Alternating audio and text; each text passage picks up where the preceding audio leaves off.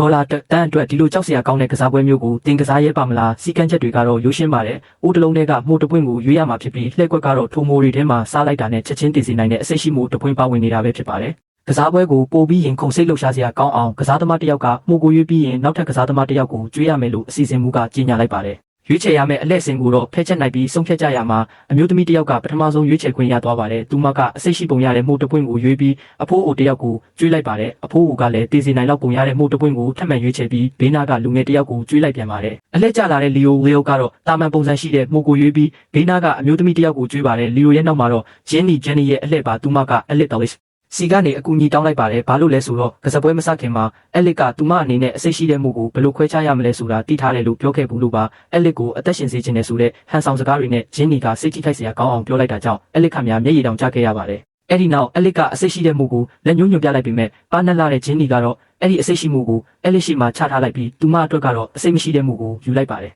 အစီအစဉ်မူကအမိတ်ပေးလိုက်တာနဲ့အားလုံးကသူတို့ရှိကမှုတွေကိုစတင်စားသုံးကြပါတယ်ဒါပေမဲ့ရုတ်တရက်ဆိုသလိုပဲဂျင်းနီဟာအသက်ရှူရခက်ခဲပြီးမြေပြင်ပေါ်ကိုလဲကျသွားပါတော့တယ်